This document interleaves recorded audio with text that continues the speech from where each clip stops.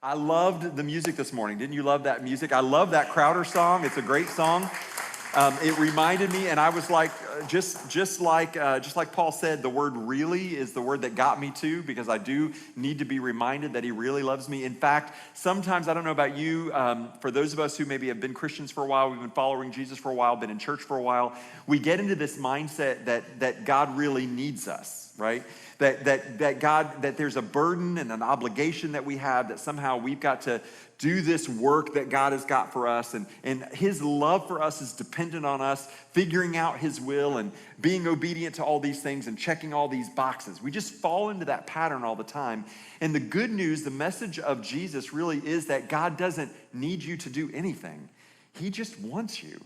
He's just pursuing a relationship with you. He wants to have a relationship with you that is very real and very personal in every aspect of your life.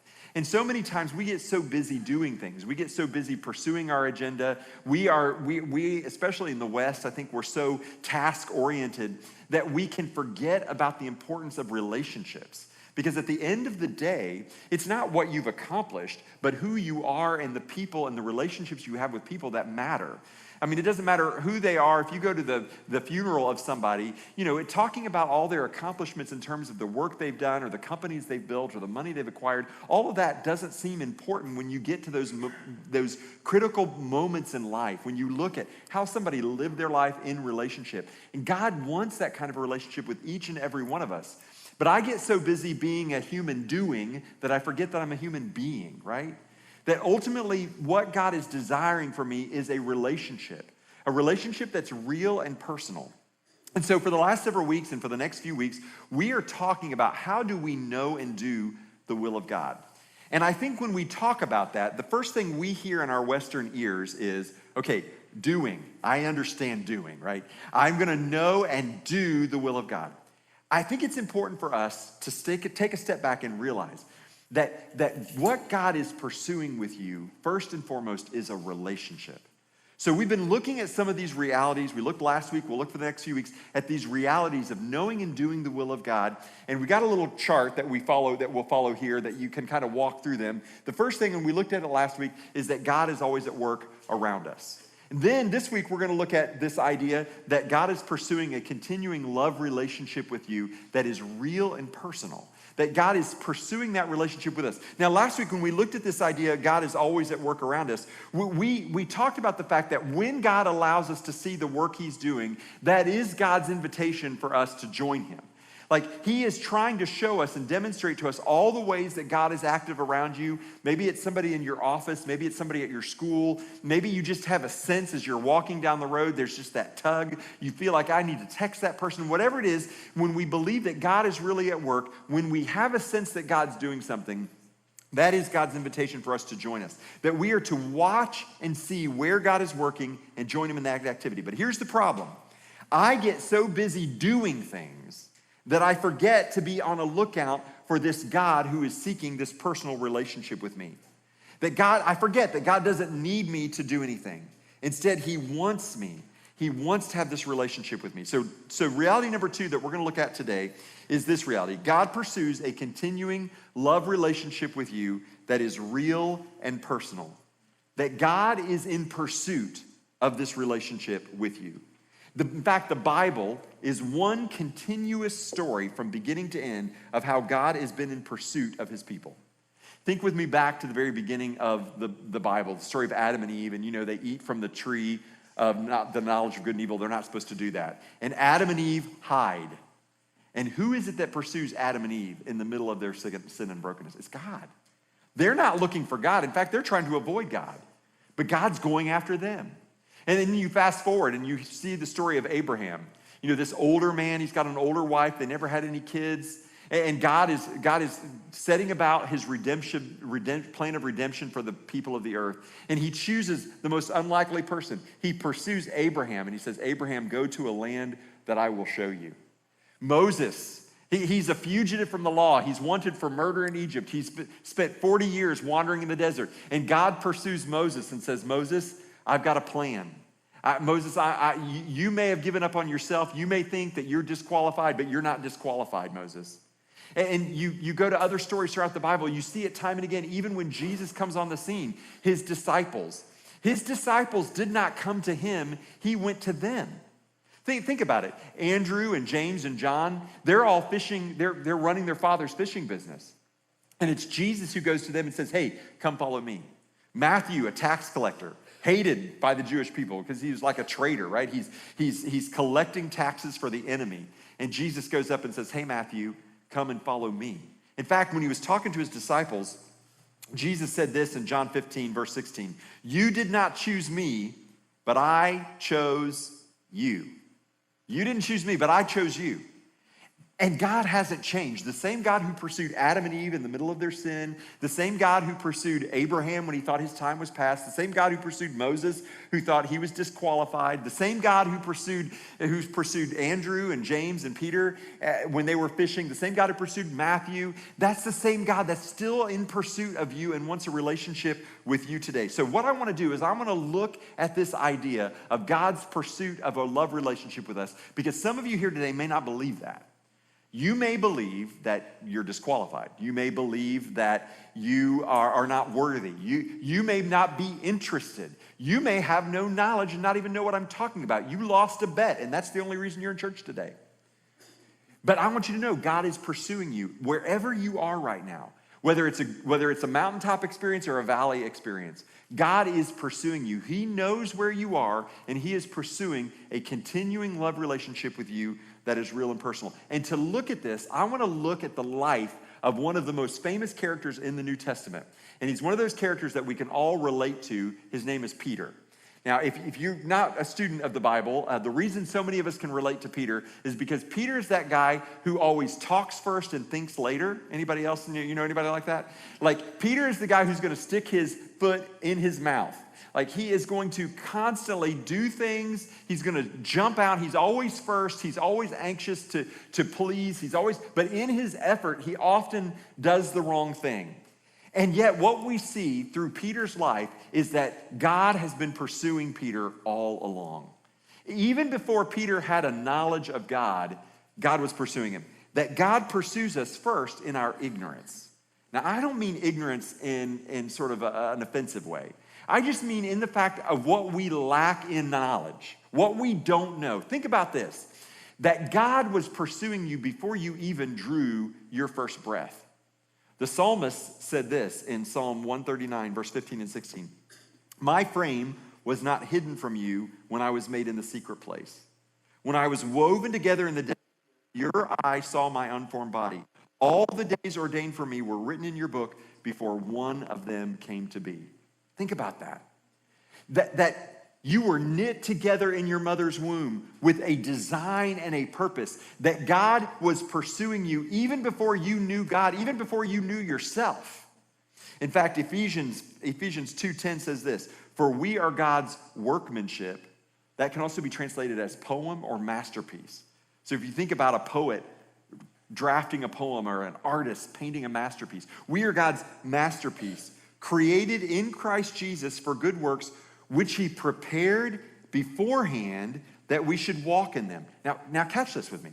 The same God who knit you together in your mother's womb. You don't know him. You don't know anything. You don't even know your mom or dad. But that God is knitting you together. And what Ephesians 2:10 says is that there's a need in the world, and he is already designing you to meet that need. It's almost like if you had to design a special tool to accomplish a special task, like God is already working. He is already in pursuit of you before you even drew your first breath. But it's even more than that, because even once we come and once we have some knowledge of ourselves, we think we know ourselves, God pursued us even before we knew him. Let's look at the life of Peter here. If you have a Bible, open with me to Luke chapter 5. We're going to kind of be bouncing all over today as we look at this. But let me just give you a little background on Peter. Peter was a good Jewish boy. He was raised in a good Jewish home. Peter's dad was a fisherman. That his dad had probably been a fisherman. Peter's plan was to be a fisherman. His sons would be fishermen. I mean, this was just the way it worked. Now, in Jewish tradition, there was certainly this hope, that everybody had this hope that their sons would be chosen by a rabbi to be one of their disciples, and that they might become a teacher of the law. That would have been a hope of every parent. But by the time Peter is already working on his dad's fishing boat, that ship has sailed. Because rabbis would choose their disciples based on who they thought was smart enough, who they thought understood Torah enough, who paid attention, right, in Hebrew school to all the laws and all the things. And Peter just hadn't made the cut, right? I mean, he was not included. So Peter is doing his father's fishing business. He's already married. He's got his life plan set out for him. He has no clue that God has a unique mission and purpose for him until there's this rabbi that comes along by the name of Jesus, like so many other rabbis. Nobody thought anything special about him. But there's a huge crowd. And so in order to make himself be able to be heard and seen, the rabbi comes down to the shore and says to Peter, hey, let me go out in your boat a little ways so that people can see and the sound will be better. And so he's out there. Now, Peter had just been fishing all night with his brother and two of his other buddies. They hadn't caught anything. So Jesus preaches his sermon and he's like, hey, why don't you cast out the nets again? And they're like, dude, we have fished all night and haven't caught anything. And if you knew anything about fishing, you would know that this is not the time to catch fish. That time has passed. And Jesus is like, hey, just put the nets out. So they put the nets out and they haul in this huge catch of fish. And suddenly, Peter realizes something. This man who is on his boat is not who he thought he was. Look what it says in verse 8, Luke chapter 5, verse 8. But when Simon Peter saw it, he fell down at Jesus' knees saying, depart from me, for I am a sinful man, O Lord. Now, I want you to remember this reaction because we're going to look at another encounter later and we're going to see a different reaction. But in this specific encounter, Peter is like, oh, you must be a holy man, and I am not a holy man. Like Adam and Eve hiding in the garden. Peter's like, I can't be around you. Like, you're too good, I'm too sinful. Have you ever known somebody that, like, you liked them and you thought they were really good, but you were uncomfortable being around them because they were just so good? You ever know anybody like that? Like, you're afraid, I might say something wrong, I might do something wrong. And so this idea, Peter's like, I can't be near you. You are holy, you are good, and I am not. I can't be near you. But what is Jesus doing?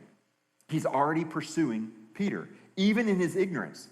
Even before Peter knew himself, even before Peter really understood who Jesus was and what Jesus was trying to accomplish, Jesus was already pursuing him. Look at Jesus' response in verse 10. And Jesus said to Simon, do not be afraid. From now on, you will be catching men. Now, who was Peter afraid of? He was afraid of his own sinfulness. Right? He was afraid of being around this holy man, him being in a sinful position. Jesus saying, hey, don't be afraid. I know exactly who you are. You may not know yourself, you may not know me, but I know you and I'm pursuing you. And I'm going to take you and I'm going to make you a fisher of men. And when they had brought their boats to the land, they left everything and they followed Jesus. But notice, it was not their idea to follow Jesus. It was Jesus' pursuit of Peter first that allowed Peter to then begin to follow him. God pursues us in our ignorance. Listen, before you knew yourself, before your mom knew you, God already knew you. There was a purpose and a plan, and God designed you. He designed you to be his answer to whatever that issue is in the world. And before you even knew God, and some of you here today, and you don't know God, you don't even want to know God, God is still pursuing you even in your ignorance, even in your lack of knowledge. Some of you think, I don't know enough, I'm not smart enough, I didn't pay attention in Sunday school, I never pay attention to the sermon, I'd always fall asleep, whatever, right? Listen, Jesus is still pursuing you. There's still a purpose and a plan for your life. God pursues you even in your ignorance. But listen, it gets better than that because God pursues us in our doubt and fear as well. So Peter's following Jesus. And as he's following Jesus, they get word that Jesus' cousin, John the Baptist, has been arrested and been executed by Herod. And so they're trying to get away and have some quiet time alone to grieve, and a crowd shows up. And so Jesus feeds this crowd. It's a miraculous thing that they do. Feed these 5,000 men, so it's probably 10 or 15,000 people overall that they're feeding. And then finally, after the crowd's gone, Jesus tells his disciples, hey guys, get in the boat, go on across the Sea of Galilee, and I'll meet you there. And they're like, how are you going to meet us there? You don't have a boat. And Jesus is like, don't worry about it. I'm going to meet you there. So they get out on the boat and they're crossing the sea and a storm comes up. And a storm is raging. Now think about this. Jesus sent them into the storm. He sent them into the hard place. And they're out there and they're all alone and they're scared. And suddenly they see a figure walking across the water toward them in the middle of their fear and doubt. And you think, oh, like, man, these guys are just not very bright, right? I mean, like, you know, hey, that's Jesus. I mean, we know that because we've read the story. They had no idea. They're just filled with fear. They're afraid of the storm, and now they're afraid because a ghost is chasing them on the water. Matthew chapter 14, look with me at this story. Matthew chapter 14, verse 26. But when the disciples saw him walking on the sea, they were terrified and said, it's a ghost, and they cried out in fear. Verse 27, but immediately Jesus spoke to them saying, take heart, it is I, do not be afraid. Now you would think, okay, oh, it's Jesus, everything's gonna be okay. No, listen to what Peter says. And Peter answered, Lord, if it is you, in other words, I ain't buying this. Jesus said, it's me, and Peter's like, no way it's you. In fact, listen to what he says. If it's you, command me to come to you on the water. Big boy, if it's you. And what does Jesus say? Jesus calls his bluff. Jesus says, come. And Peter, at that moment, I've got to imagine, is like, what have I done? Like, why did I open my big mouth? Because now he's on this 11 other guys, and what are they doing? They're looking at him like, all right, put up or shut up. He called you on your bluff. You better step out in the water. So he's not, you don't, if somebody's daring you to do something, you don't back down, right, men? Right, man? Right, you're going to do it. So he steps out on the water. Look what happens next. And Peter answered, Lord, if it is you, command me to come on the water. He said, come. So Peter got out of the boat and walked on the water and came to Jesus. This is good, right? Man, look at me. I'm strutting on the water. These guys in there, these losers in the boat, they have no idea. Look how faithful I am. Look how good I am. But when he saw the wind, he was afraid. And beginning to sink, he cried out, Lord, save me. Jesus immediately reached out his hand and took hold of him and saying, oh, you of little faith, why do you doubt? And when they got into the boat, the wind ceased, and those who were in the boat worshiped him, saying, truly you are the Son of God. See, Jesus was pursuing Peter. Even in the middle of his fear and even in the middle of his doubt, Jesus walked to him through the storm on the water and invited Peter to step out of the boat, step out of your safe place into that place that instills so much fear. Why? Because Jesus is with you. He's pursuing you. Listen, God is pursuing you in the middle of your fear and your doubt. I don't know what you're afraid of right now. I don't know what doubts you're facing. Maybe it has something to do with your physical health. Maybe it's a relationship issue. Maybe it's financially. Maybe it has something to do with your kids or your parents, or I don't know what it is. But wherever there is fear and doubt, the fear and doubt often obscures our vision of God. Why? Because all we can see is the storm. All we can see are the wind and the waves. And even when God shows up, we're afraid of God in that moment. But it doesn't change the fact that God is pursuing you in the middle of your fear and your doubt. What if God is using the storm of your life right now to get your attention? What if in the middle of the storm, Jesus is coming to you? You're looking for him on the shore where everything's calm and peaceful. You're looking for him on the beautiful beach day. And Jesus is like, I'm coming to you in the middle of the storm. Like, that's where I'm coming to you. God pursues us in our doubt and fear, but God also pursues us in our pride. Look with me at Matthew chapter 16, a couple of chapters over. Jesus is with his disciples, and he's asking them some questions, and he says to his disciples, hey, who are people saying that I am? Who are people saying that I am? And they're like, well, some people say a prophet, a great teacher, a rabbi, a great physician, some say Elijah, all these other things. And then Jesus is like, okay, but who do you say that I am? And they're all like, nobody says anything. And so what does Peter do? Peter blurts out. Simon Peter replied, you are the Christ, the Son of the living God. Like, ding, ding, ding, ding, ding. Even a broken clock is right twice a day. Like, Peter just stumbled on the jackpot answer. And Jesus answered him, blessed are you, Simon, son of Jonah, for flesh and blood has not revealed this to you, but my Father who is in heaven. And I tell you, you are Peter. And on this rock I will build my church, and the gates of hell shall not prevail against it. Talk about bragging rights. Like, if he bombed when he tried to walk on water, he hit a home run with this one.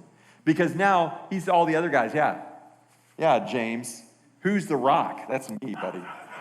They're building the church on me. I'm the guy. Like, so you think he's right now, he is at the zenith of his relationship with Jesus. He's so proud and so filled with the idea that he is such an important figure.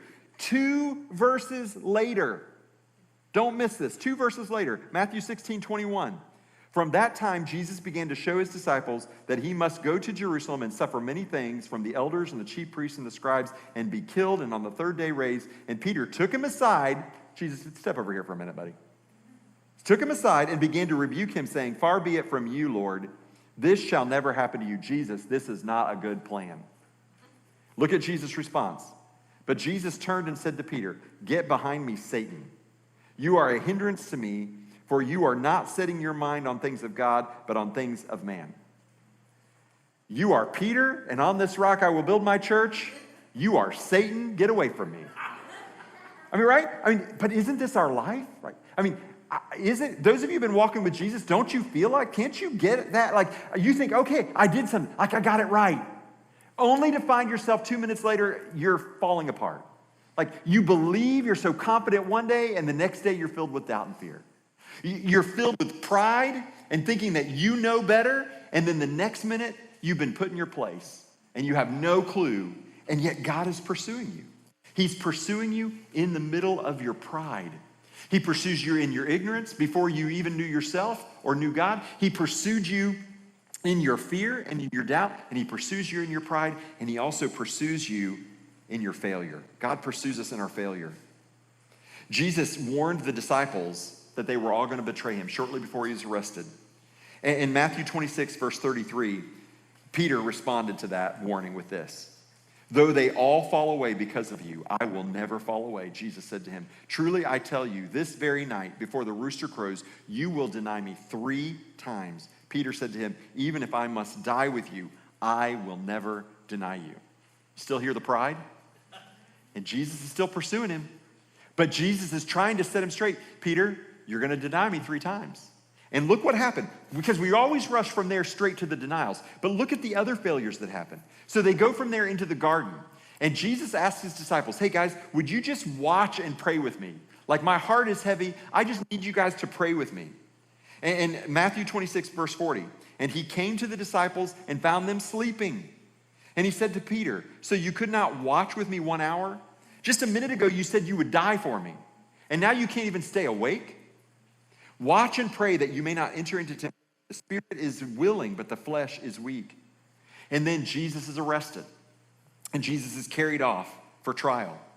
In John chapter 18, verse 10, Simon Peter, having a sword, drew it and struck the high priest's servant and cut off his ear. The servant's name was Malchus. So Jesus said to Peter, "Put your sword into the sheath. Shall I not drink the cup that the Father has given me?"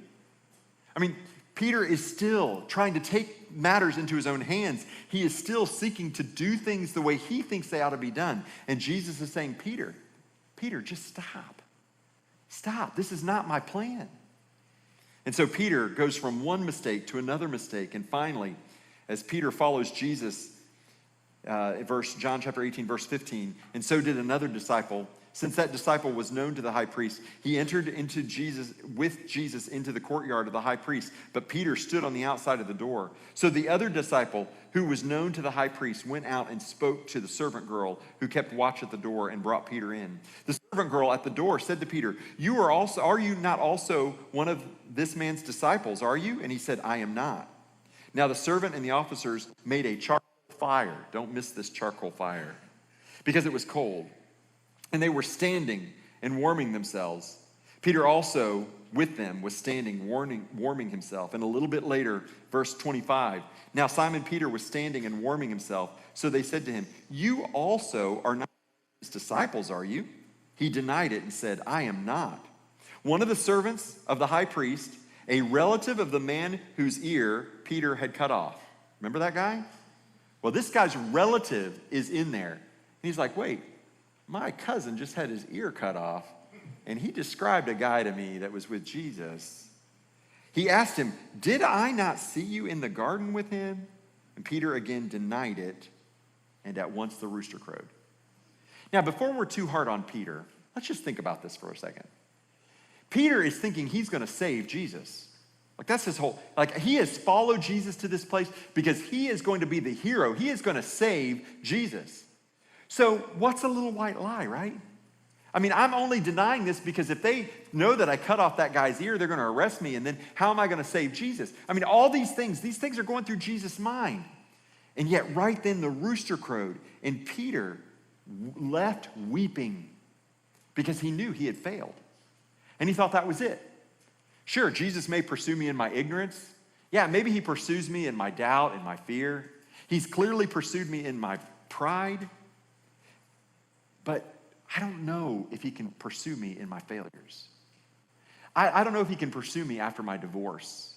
I don't know if he can pursue me after I made such a mess of my life. Can he still pursue me? Which reminds us that God pursues us in our disappointment. Peter returned to the fishing boat. It had been several days since the resurrected Jesus had appeared, and even in those encounters that Peter had with the resurrected Jesus, he kind of kept his distance. There's no encounter, there's no conversation. He had gone to the tomb, but it was empty. He didn't see Jesus there. When Jesus came to the upper room, Peter kind of kept himself quiet. And so now he's with the disciples. It had been days since Jesus had appeared. Maybe he's not coming back anymore. So Peter says, hey boys, let's go back. Let's go fishing.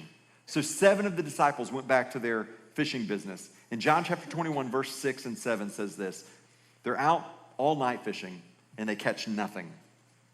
And then in the morning, as they're getting ready to bring their nets in and go ashore, they see a guy on a beach who says, cast your nets on the other side. And John chapter 21, verse 6 says, so they cast it. And now they were not able to haul it in because of the quantity of fish. The disciple whom Jesus loved, therefore, said to Peter, it's the Lord. When Simon Peter heard that it was the Lord, he put on his outer garment, for he had stripped for work, and he threw himself into the sea. And he was swimming as hard as he could towards Jesus. Now, let's go back to Luke 5 for just a second. Do you remember when Peter first met Jesus and he first realized who he was? He said, depart from me. Depart from me because I'm a sinful man. 3 years later, now that he knows that he's a sinful man, see, it just was the right religious thing to say before, but now that he knows, now that he's been pursued in his failure and his fear and his shame and his pride, he can't get to Jesus fast enough because he's experienced Jesus pursuing him all of this time. And so when they got on land, they saw a charcoal fire. Have you ever had that experience where you smelled something and it brought back a memory? I think the reason the gospel writer John included this little detail about the charcoal fire here is because I think when Peter finally got on shore and he smelled that charcoal fire, the first thing he remembered was the high priest's courtyard where he denied Jesus 3 times. And it hit him again. He had just done all he could to get to Jesus, and here it was. He was confronted with his sin again. When they got on land, they saw a charcoal fire in place with the fish laid out and the bread, and Jesus said to them, bring some of the fish that you have just caught. So Simon Peter went aboard and hauled the nets ashore full of the large fish, and they ate breakfast. And there's no record of a conversation with Peter through the whole breakfast. And as the breakfast ends and the disciples are doing whatever they're doing, mending nets, falling asleep, whatever they're doing, Jesus finally speaks to Peter, and he says this in verse 15 of John chapter 21. When they had finished breakfast, Jesus said to Simon Peter, Simon, son of John, do you love me more than these? And he said to him, yes, Lord, you know that I love you. And he said to them, feed my lambs. And here's what we come to realize that in our ignorance, in our fear, in our doubt, in our failures, in our pride, in our shame, Jesus never gives up. He is following, he is pursuing you. And ultimately we see that God pursues us for a lifetime and beyond. Truly, truly, I say to you, when you were young, Jesus says to Peter, you used to dress yourself and walk wherever you wanted. But when you are old, you will stretch out your hands and another will dress you and carry you where you do not want to go. This he said to show the kind of death he was going to die to glorify God. And after saying this, he said to him, follow me. Follow me. Peter, you have spent your whole life running from me. You've run from me. Even in your religious activity, you've run from me. Even in your declaration that I am the Christ, the Son of the living God, you have been running from me in pride, in failure. Peter, stop running from me. Instead, start following me. You see, your journey with God begins when you realize that he has already been in pursuit of you. Until you come to the reality that God has been chasing you and pursuing you, you will never be able to follow him. Now, you might be able to follow a religion. You might be able to follow philosophy. But if you're going to follow Jesus, you only come to follow Jesus when you realize it is Jesus who has been pursuing you all along in every failure, in every point of shame, in every disappointment, in every fear, in every doubt. Jesus has been pursuing you. Before you knew him, he already had a purpose and a plan for your life. In all of your fears and doubts, God has been inviting you to keep your eyes on him and to trust his love for you. In your pride, when you were sure you knew better or you didn't need God, he never gave up on you. In every failure, God has been chasing you with his grace. In all of life's greatest disappointments, it has been Jesus who has carried you through them. God has been in pursuit of you throughout your lifetime, and his will for you is to follow him into eternity. Everything God has said and done has been an expression of his love for you. Every disappointment, every hardship, God has been chasing you through that. He created you for the sole purpose of having a relationship with him. To be loved by God is the highest relationship, the highest achievement, and the highest position in life. There is nothing you can accomplish. There's no amount of money you can acquire. There's no position you can attain that will overshadow God's love for you in the position he has given you in him through Jesus Christ. Everything in your Christian life, everything about knowing and experiencing God, everything about knowing his will depends on the quality of your love relationship with Jesus. If the love relationship does not exist, nothing else matters because God doesn't need you to accomplish his will. It's better than that. He wants a love relationship with you. And the question is this: can you describe your relationship with God by sincerely saying, I love him wholeheartedly? I love him wholeheartedly. In my ignorance, in my fear, in my doubt, in my shame, in my disappointment, in my pride, with all my life, with all my future, I love him wholeheartedly. When Peter was an old man, it happened just the way Jesus said. He was led by the Roman Emperor Nero into the Roman circus where he was to be crucified. First, they made him watch his wife be crucified, and then they were going to crucify him. And Peter said, I'm not worthy to die the way my Lord died, and so they crucified him upside down. But before that day came, Peter wrote a letter to some followers.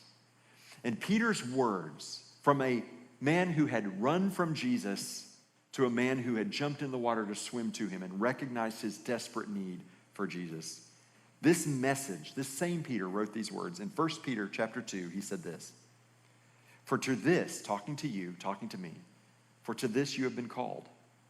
Because Christ also suffered for you, leaving you an example that you should follow in his steps. He committed no sin, neither was deceit found in his mouth. When he was reviled, he did not revile in return. When he suffered, he did not threaten, but he continued entrusting himself to him who judges justly. He himself bore our sin in his body on the tree, that we might die to sin and live to righteousness. By his wounds you have been healed. For you were straying like sheep, but have now returned to the shepherd and overseer of your soul. We all, like sheep, have gone astray, and Jesus, the good shepherd, is pursuing us. He's chasing us because he wants that love relationship with us. I'm going to invite our band to come up. We're going to sing a song again about how much God loves us. And I want you to know today how much God loves you, and I want you to have an opportunity to respond to that love. Maybe you've realized in your pride, in your doubt, in your fear, in your brokenness, in your ignorance, whatever it is, that you've never just stood still long enough. You've been so busy trying to do that you've stopped being. Maybe today is the day you would just say, Jesus, here I am. Catch me, and he will catch you. Maybe you would respond to Jesus today and invite him to fill you with his love. Stop running. Let God catch you. He's been pursuing you all along.